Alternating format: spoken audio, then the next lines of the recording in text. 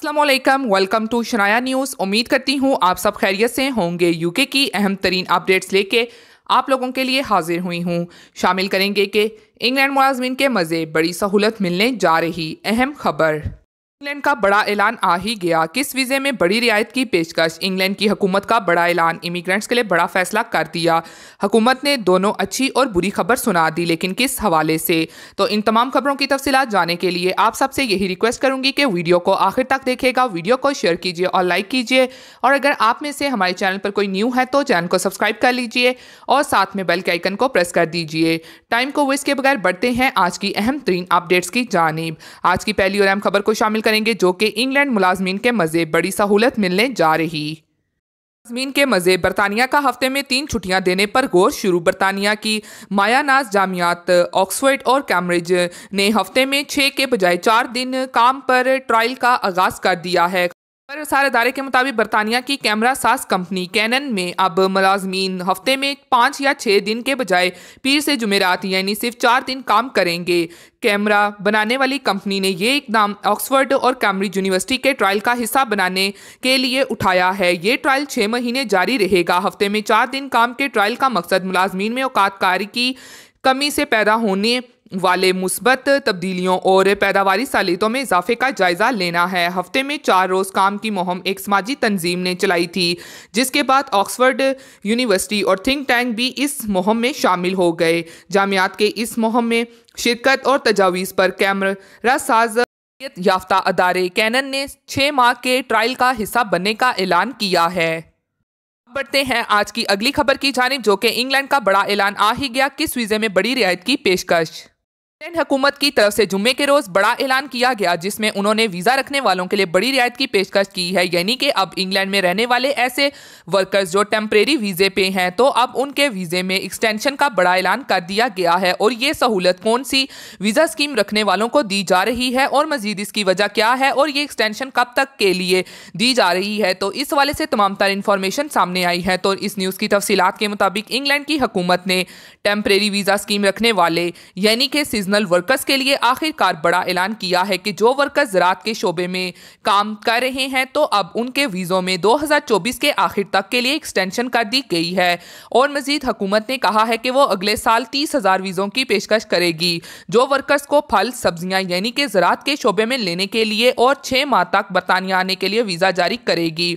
से अब ये तादाद बढ़ाकर 40,000 हो जाएगी। और मज़ीद इसके अलावा हुकूमत का ये भी कहना है कि इस शोबे में वर्कर्स की सैलरी में भी मज़ीद बेहतरी लाई जाएगी, ताकि वो यहाँ पे काम कर सकें। क्योंकि जब से ब्रेग्जिट हुआ है, तो उसके बाद से वर्कर्स की कमी के बायस इस हवाले से ये पता चल गया था कि इंग्लैंड ज़राअत समेत मुख्तलिफ कम वेजेस वाले शोबों में तारिकीन वतन मजदूरों पर मुनसर है। लेकिन इसके बावजूद इस स्कीम को मार्च 2019 में एक पायलट के तौर पर नॉन EU वर्कर्स को भर्ती करने के लिए शुरू किया गया था।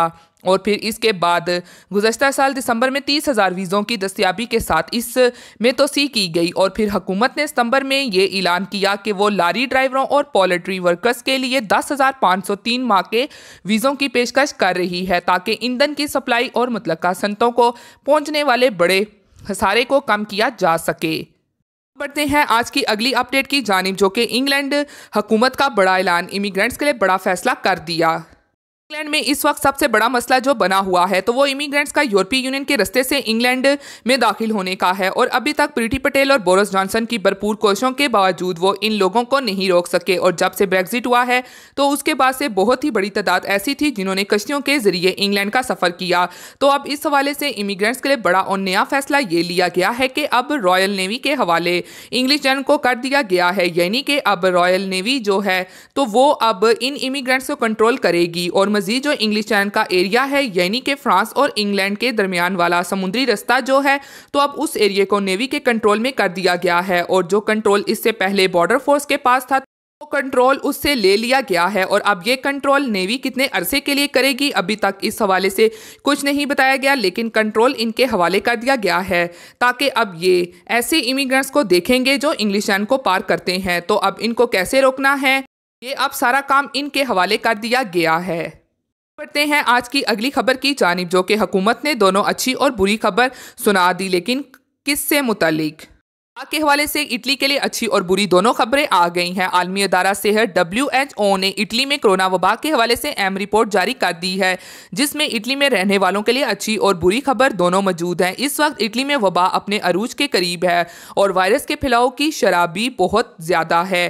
तफसीलात के मुताबिक इटली में कोरोना वबा के हवाले से आलमी अदारा सेहत ने रिपोर्ट जारी की है, जिसमें बताया गया है कि इटली में वबा इस वक्त अरूज के करीब है, जिसके बाद इसमें बरतरीश कमी आना शुरू हो जाएगी। रिपोर्ट में बताया गया है कि ओमिक्रॉन वायरस के फैलाव की शरह बहुत ज्यादा है और इस वक्त 25 लाख से ज्यादा अटालवी इस वायरस से मुतासिर हैं। रिपोर्ट में बताया गया है कि 2022 में तकरीबन इटली की सारी आबादी एक बार ओमिक्रॉन वायरस से मुतासिर होगी। अटालवी इंडस्ट्री ब्राय हेल्थ का भी कहना है कि इस साल के आखिर तक इटली की तकरीबन तमाम आबादी इस वायरस से मुतासिर हो चुकी होगी। वाज़ेह रहे कि जर्मन वजीर सेहत समेत कई माहिरीन ये कह चुके हैं कि ओमिक्रॉन कोरोना वायरस से इंसानों को निजात दिलाने का सबब बन सकता है, क्योंकि तेजी से फैलने वाला ये वायरस इंसानों में कुव्वत मदखलत पैदा करता जाएगा और यूं इस साल के आखिर तक इंसानियत इस वबा से बाहर आ सकती है। ताहम आलमी अदारा सेहत के डायरेक्टर्स यूरोप का कहना है कि अब से लेकर मार्च तक यूरोप के 53 में से 40 ममालिक में कोरोना मुतासरीन मरीजों की तादाद बढ़ने से अस्पतालों पर दबाव में इजाफा होगा। ये थी आज की अहम तरीन अपडेट्स जो आप लोगों के साथ शेयर की गई हैं। उम्मीद करती हूँ कि आपको पसंद आई होंगी। इसी के साथ फिर मिलती हूँ लेटेस्ट अपडेट में। आप सब अपना बहुत ख्याल रखिएगा। Thank you. खुदा हाफिज।